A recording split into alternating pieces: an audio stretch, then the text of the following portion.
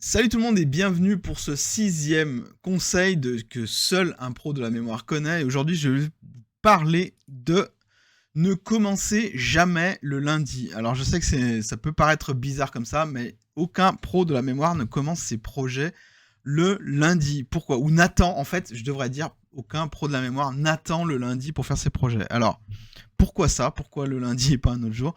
Parce que bien souvent, dans tous les élèves que j'ai accompagnés depuis maintenant 13 ans, euh, j'ai beaucoup eu affaire à des gens qui attendaient d'avoir les conditions réunies pour commencer, et généralement c'est la semaine prochaine, lundi prochain. Parce que cette semaine c'est les vacances, ou parce que la semaine prochaine c'est les vacances, ou parce que la semaine prochaine c'est la fin des vacances.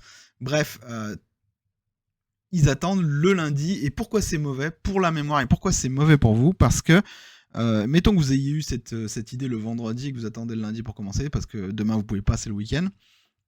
Très bien, mais le problème c'est que votre mémoire va perdre quelque chose qui est essentiel lorsque vous voulez réussir un projet ou une idée ou que vous voulez vous lancer dans quelque chose, c'est la mémoire des émotions.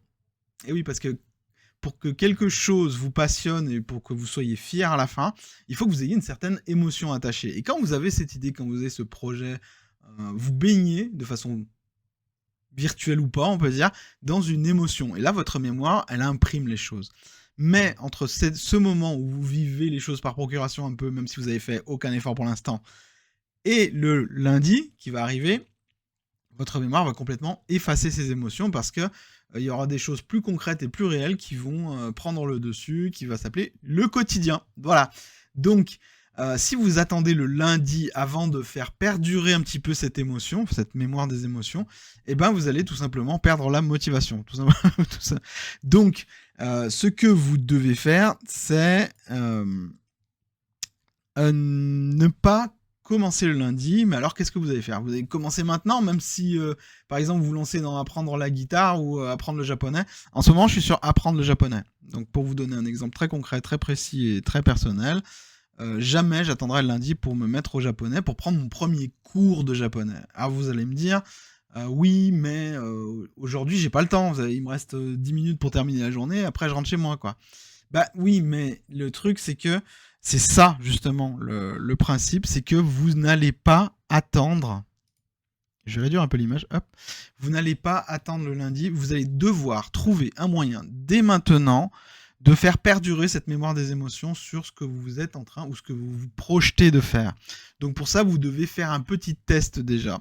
Si vous êtes à apprendre la guitare, votre premier test, ça va être de regarder comment sont bâtis les cours de guitare. Déjà, avant même d'attendre le lundi, avant même le week-end.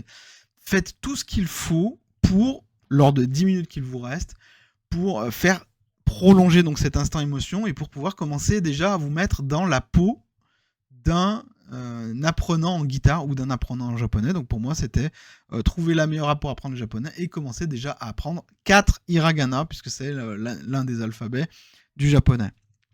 Donc j'en ai appris 4, c'est rien 4. Hein. Si j'avais attendu le lundi et que les conditions avaient été idéales, et bah peut-être que j'en aurais appris 50, 20, 40, 10, peu importe. Peu importe, parce que si j'avais attendu le lundi, bah, tout simplement, j'aurais pas commencé, j'aurais pensé à autre chose. Mes mémoires auraient effacé cette idée. Et c'est là où on rentre dans quelque chose qui touche beaucoup les gens, c'est bah voilà, on est constamment sollicité, notre mémoire, notre attention sont constamment sollicités par tout un tas de choses qui paraissent bien, qui nous font rêver, qui nous inspirent, etc. Ou qui nous sortent de l'amorosité ambiante. Et du coup, on est pris sur le moment, mais très vite, comme une vague en fait, comme si vous étiez au bord de la plage, et ben le quotidien reprend le dessus.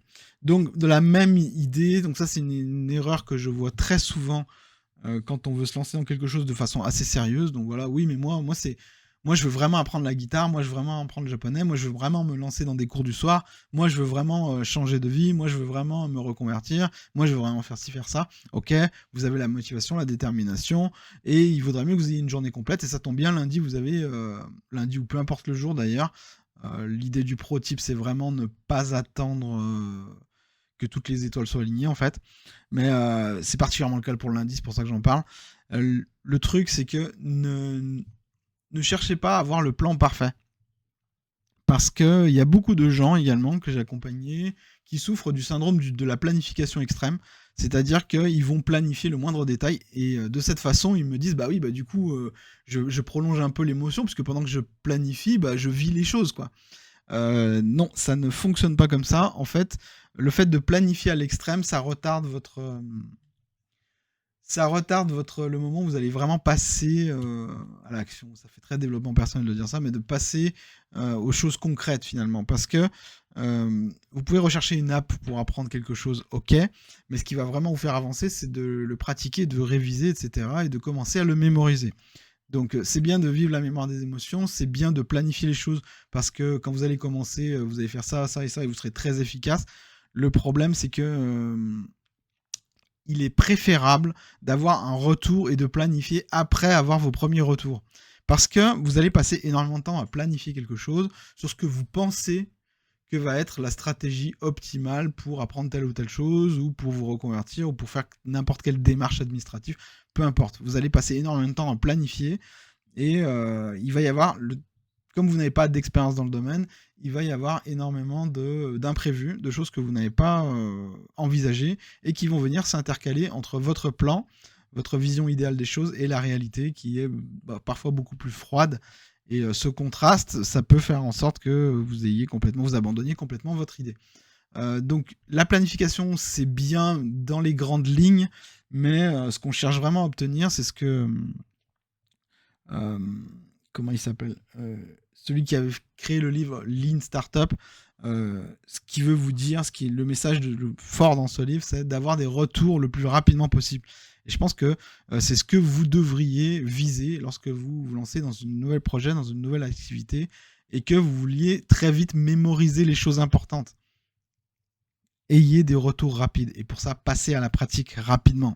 Passer à la pratique rapidement, ça veut dire trouver quelque chose et commencer déjà à vous mettre dans la peau d'un joueur de guitare, d'un apprenant en japonais, ou de peu importe ce que vous ayez décidé de faire. Mais très vite, commencer à mémoriser des choses en fait. C'est là mon troisième et dernier conseil, c'est commencer à apprendre quelque chose à propos de votre idée tout de suite.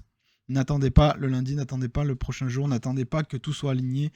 C'est aujourd'hui que ça commence. Et commencez, qu'est-ce que vous pouvez mémoriser là tout de suite. Ça vous fera déjà... ça rendra les choses beaucoup plus concrètes dans votre mémoire. Donc voilà, c'était le pro type numéro 6. Jamais un pro de la mémoire n'attendrait le lundi pour commencer son projet.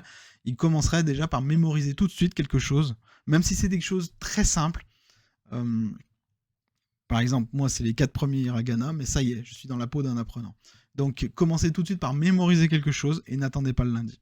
C'était le conseil numéro 6. Je vous dis à très vite pour le prochain conseil. Salut, salut!